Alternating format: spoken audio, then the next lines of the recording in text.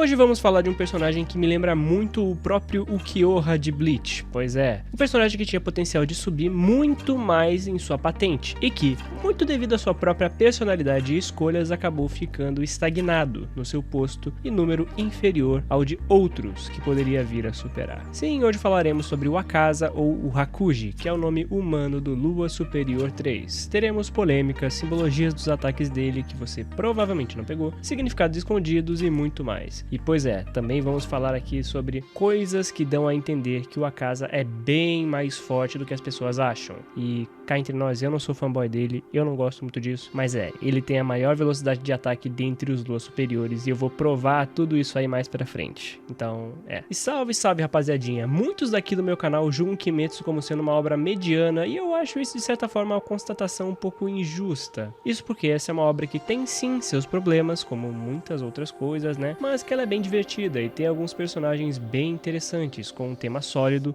e valioso, além, é claro, de muita semiótica. E esse é o caso que vamos destrinchar hoje. Por isso, se vocês gostam de Kimetsu aqui no canal e querem um vídeo, sei lá, da Shinobu, já deixa seu like, se inscreve e cogite se tornar membro por preços a partir de R$ 1,99. É mais barato que um cafezinho, então não perca tempo. Se esse vídeo for bem, eu vou fazer mais Kimetsu. Se não for, eu vou falar de outra coisa, meu mano. E é assim que a banda toca. E um salve a todos os Luas superiores aqui do canal. Vocês são show. E agora bora pro vídeo. Akaza é um dos personagens mais trágicos e complexos de Kimetsu no Yaiba. E isso é um feito e tanto, porque embora nem todos sejam tão complexos, tem muito personagem trágico nessa desgraça. Ele tem uma construção psicológica cheia de contradições, marcada por amor, perda e por ressentimento, que nunca cicatrizou. Suas técnicas de luta, símbolos e até mesmo sua filosofia de vida como Oni não nasceram do nada. Tudo é um eco distorcido de sua vida como humano, assim como o de muitos outros Onis em Kimetsu, que eu posso analisar, viu? É só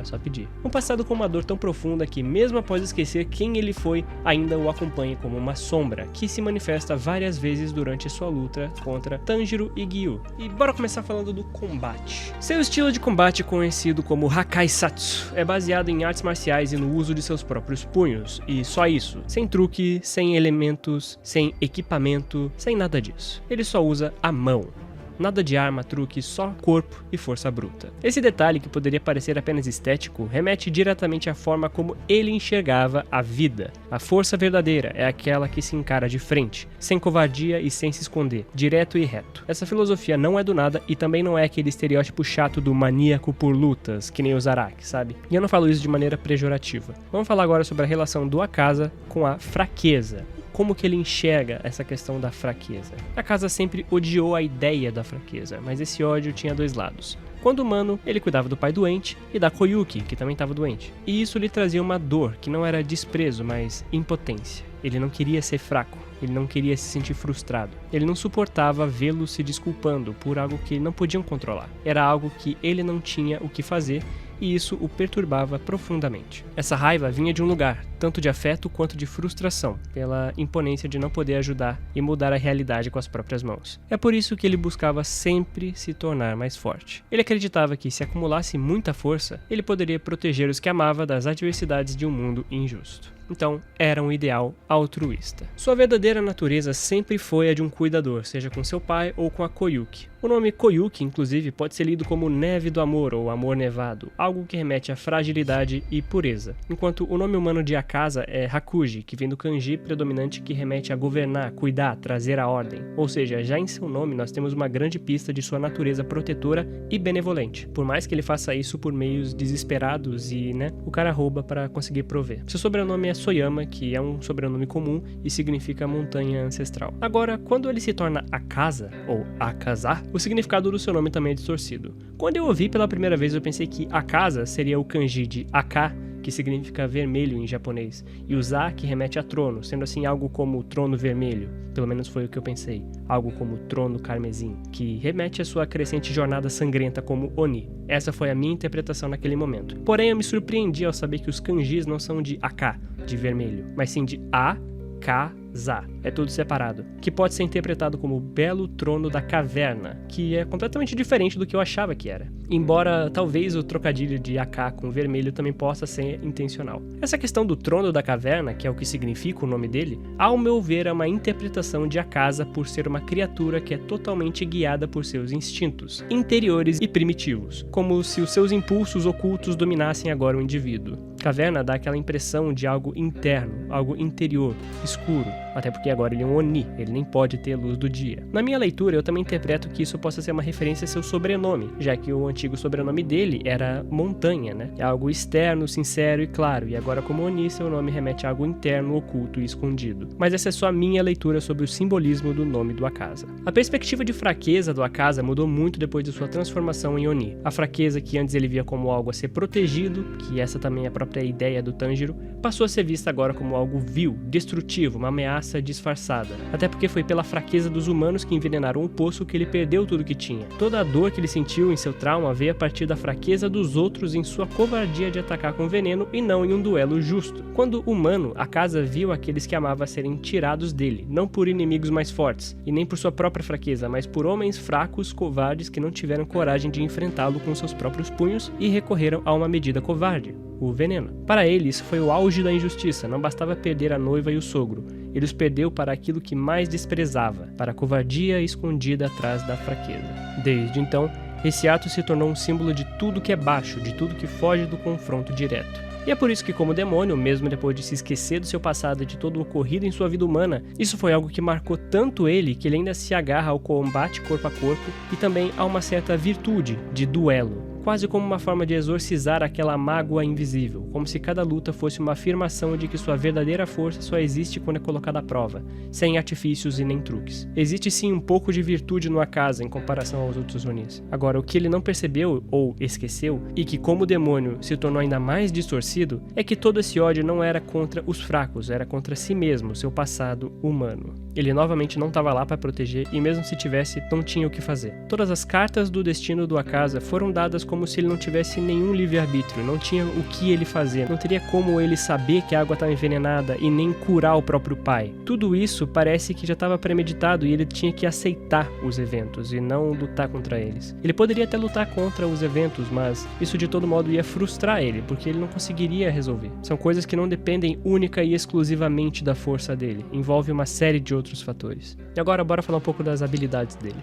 As técnicas do Akaza carregam também essa contradição. O Compass Needle, que é Haishin, por exemplo, cria padrões de neve ao seu redor e guia seus movimentos, e também ele é muito mais do que uma simples mecânica de combate. A bússola tem o formato de neve que ecoa o kanzashi, que é o adorno de cabelo da sua noiva, Koyuki. Mesmo sem essa lembrança consciente, o seu corpo carrega a memória de quem ele amava. É como se no fundo de sua alma ele ainda estivesse lutando sob a presença dela, preso a tudo aquilo que ele perdeu. A neve por si só já carrega simbolismos fortes de pureza e de algo efêmero, algo belo que se desfaz em pouco tempo. A Koyuki era exatamente isso para ele, um instante de paz na vida dele e felicidade que desapareceu antes que pudesse durar, antes do casamento. Ele não chegou a se casar, ele tinha uma noiva. O compasso de neve, então, é ao mesmo tempo uma arma e talvez um luto que ele nem se lembrava mais. E falando em efemidade, né, o ato de ser efêmero, existe outro paralelo com a Koyuki e com o passado do Akaza, os fogos de artifício. Algumas de suas técnicas são inspiradas em fogos de artifício, que eu vou falar mais pra frente exatamente quais são. Os fogos são símbolo de celebração, de memória e de momentos gravados contra o céu noturno. É uma luz na escuridão. E isso basicamente resume toda a vida do Akaza. Fogos de artifício são muito comuns nos matsuris, né, festivais japoneses, e quase sempre tem uma entonação romântica de assisti-los com alguém. Para Akaza, eles estavam ligados a lembranças com a Koyuki, talvez uma felicidade simples, a um instante que lhe parecia eterno. Aquele momento, aquele diálogo, um pedido de casamento. Mas como Oni, esse símbolo é deturpado.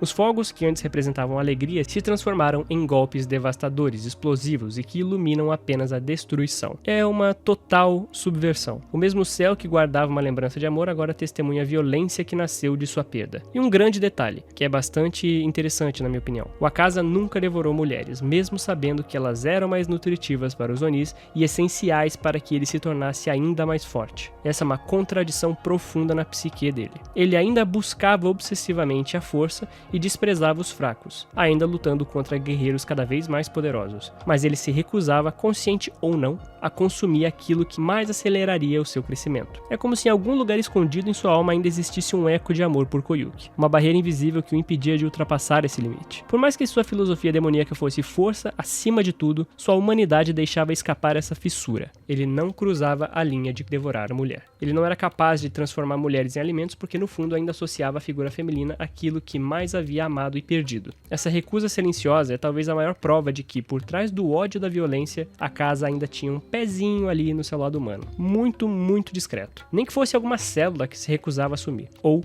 o que eu gosto de encarar como uma culpa subconsciente. E isso faz muito sentido quando vemos a reunião dos Luas Superiores após a derrota de Daki e do Gyutaro. O Muzan diz algo como: vocês não percebem que estão caindo quanto mais próximo da humanidade? Fazendo referência ao Gyutaro ter perdido por causa do sentimento de proteger sua irmã. E aí entra um ponto essencial.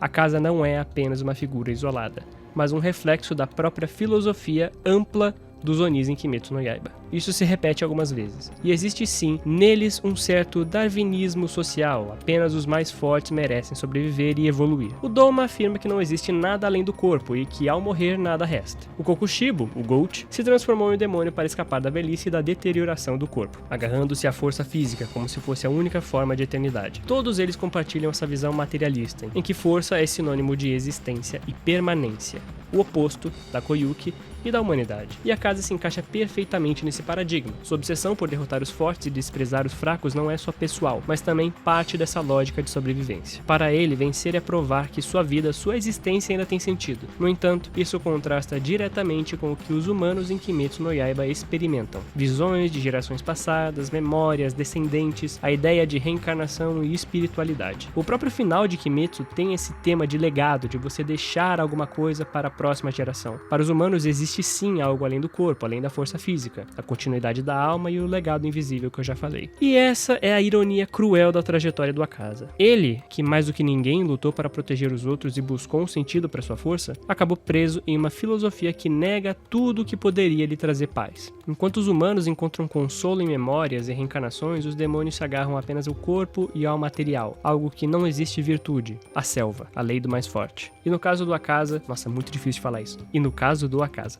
Mas no caso do Akaza, isso significa viver eternamente em conflito com sua própria natureza, com sua própria impotência. Ele se esqueceu de quem ele era, mas nunca conseguiu esquecer o peso daquilo que perdeu. No fim, o Akaza não odiava os fracos simplesmente porque era do mal, ou cruel. Ele odiava neles o reflexo daquilo que ele próprio temia ser. Sua luta nunca foi apenas contra caçadores ou rivais mais fortes. Foi contra a sua própria ideia de fraqueza que existia dentro dele mesmo. E talvez seja por isso que, entre todos os demônios, o Akaza seja lembrado não apenas pela violência, mas pela profundidade de sua tragédia. Um homem que queria proteger, mas que acabou preso para sempre na sombra daquilo que não conseguia salvar. Mas a violência também é um aspecto importantíssimo no seu personagem. Eu gosto de pensar que cada um dos Luas Superiores tem uma base similar aos 7 pecados capitais. Isso não é confirmado em nenhum lugar, é só viagem minha.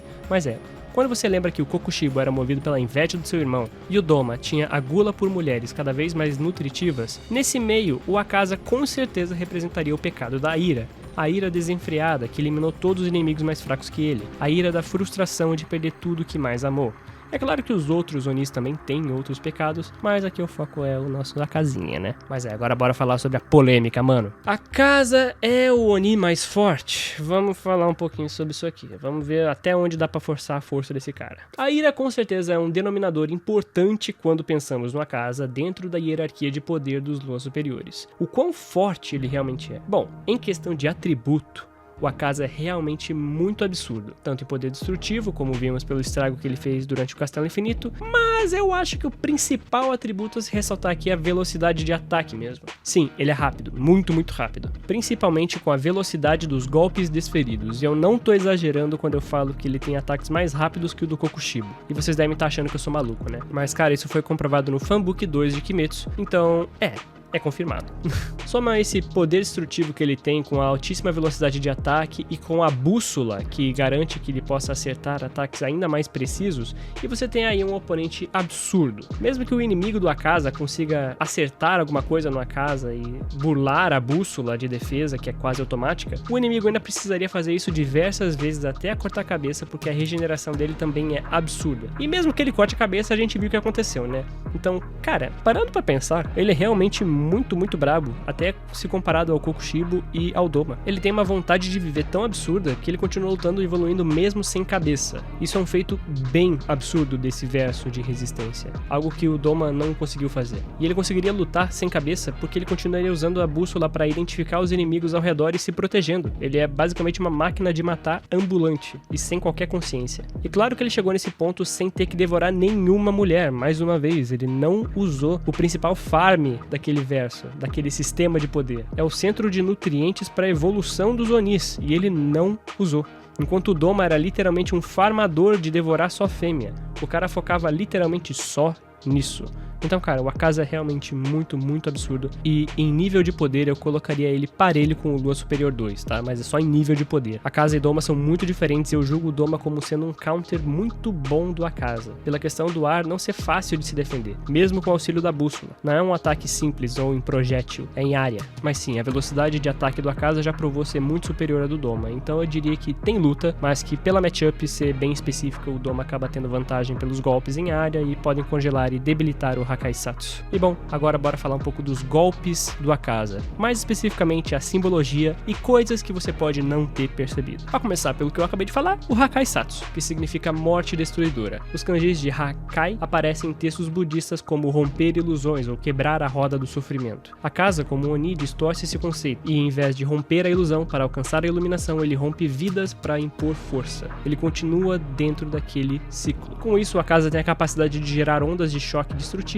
de qualquer parte do seu corpo, basicamente, a qualquer distância. Tá bom, não é qualquer distância, mas é uma distância bem considerável. E vale ressaltar que a velocidade e potência podem ir aumentando conforme o espírito de luta dele estiver crescente. Temos também o Hashin, que é a bússola, e as capacidades desse Kikijutsu permitem que o Akaza possa perceber muitos elementos do inimigo, não é só a detecção. Primeiro que ele pode perceber a vontade e o nível de combate dos inimigos, ele consegue saber a força deles. Isso permite com que ele consiga entender a origem dos ataques e não seja surpreendido também. Isso é claro, além de medir o nível e saber quem é forte ou fraco só de bater o olho quando ela estiver ativa. Ele também pode usar a bússola como guia para atacar em pontos vitais e fraquezas do oponente. Quando ela estiver ativa, dá até para lutar usando ela sem cabeça, de tão OP e quebrada que é essa habilidade. Ela é ótima para defesa e para ataque. Agora bora falar dos estilos que o Akaza utiliza.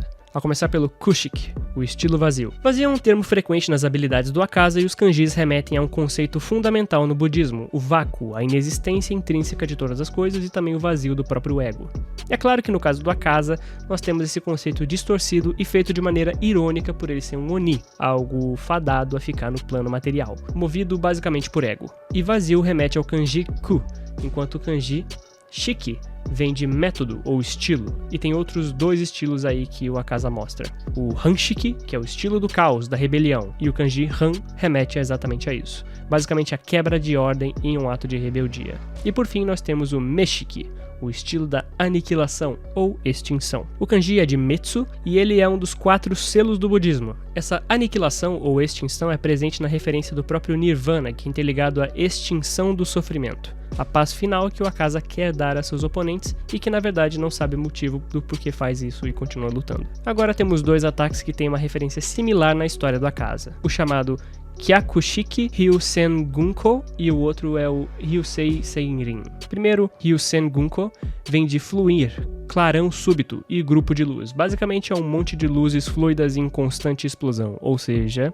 fogos de artifício. E a outra é o Ryusei Seirin, que remete a astros em movimentos giratórios, como um festival, que é exatamente a lembrança mais feliz da vida do Akaza, quando a sua esposa o pede em casamento e eles estão cercados por fogos de artifício. Esses dois têm ali o mesmo começo, que é Kyakushiki, que é um estilo, e os outros ataques também têm várias referências escondidas do luto, não dito do Akaza, como o Saishiki Manyosen Yanagi, que significa estilo do esmagamento, salgueiro das 1000 folhas cintilantes. E cara, o salgueiro é um símbolo de flexibilidade, tristeza e luto, luto, como eu já falei no vídeo do Kyoraku, lá de Bleach. E a parte de 1000 folhas, que significa Manyoshu, também parece ser uma referência a uma antiga antologia poética no Japão, que tem esse mesmo nome. Ou seja, combinar salgueiro, que é uma planta de luto, com a parte das 10.000 folhas, traz um tom de luto poético. É um estilo bem poético de dizer que ele tá sofrendo. Ao mesmo tempo que também é um ataque altamente destrutivo, mostrando o quanto o luto do Akaza é raivoso e poderoso, mesmo sem ter consciência. Mas sim, por que eu tentei tanto linkar as coisas de impermanência, budismo e tudo mais? Bom, isso é porque, além de ser em parte muito por conta do tema do próprio personagem e também da cultura japonesa em si, também temos os ideogramas como Ku, que é vazio, e Metsu, que é aniquilar e extinguir. Esses ataques, eles vêm diretamente da cosmologia budista. No ensinamento, vazio e extinção significa libertação do sofrimento, transcendência do ciclo do samsara, de mortes e renascimento. Akaza, porém, converte esses símbolos em armas. O vazio é a ausência de misericórdia, a extinção é literal, ele mata a vida. Assim, a sua arte marcial demoníaca é uma caricatura sangrenta do caminho espiritual. Ele é o oposto da paz, ele é a ira. O famoso Shura no Michi, que são seres budistas consumidos pela ira e pelo conflito, os Ashuras. Quanto à parte do efêmero e fogos de artifício, temos o kanji Yagari, que é salgueiro, e vários outros. E eles evocam a estética do já mencionado melancolia da impermanência. Fogos de artifício, folhas que caem, a luz prateada que desaparece, símbolos de beleza transitória. Mas na técnica do Akaza, o efêmero não é contemplação, não é algo rápido, e sim a violência súbita do instante em que algo deixa de existir. Você pisca e você morre.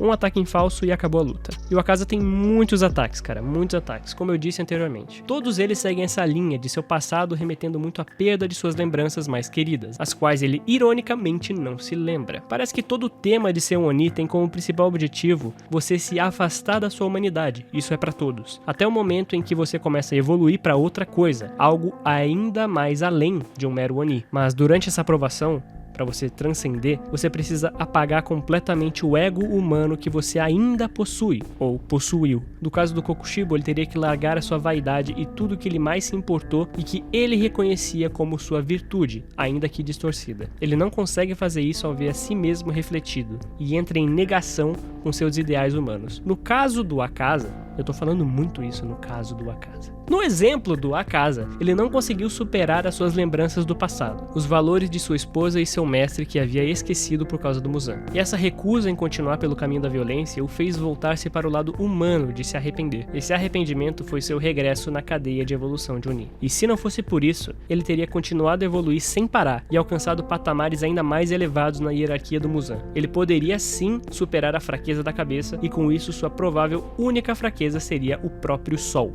assim como o Muzan. Mas sobre o Akaza, é isso, rapaziada. Espero que tenham gostado do vídeo, espero que tenham visto o filme. Eu adorei, foi muito bom, foi muito legal, foi muito divertido. Kimetsu é uma série que eu gosto bastante de acompanhar porque eu acho muito divertido, não é aquela série que você tem que ficar pensando muito, embora tenha, assim, muita coisinha ali, muita coisinha escondida nos nomes, na simbologia, e eu gosto muito dessa parte, tá bom? Foi divertido, foi bonito, foi maneiro. Por isso, deixa o like se você gostou do vídeo, se você gostou do tema, se você gosta do anime e se você gosta de mim.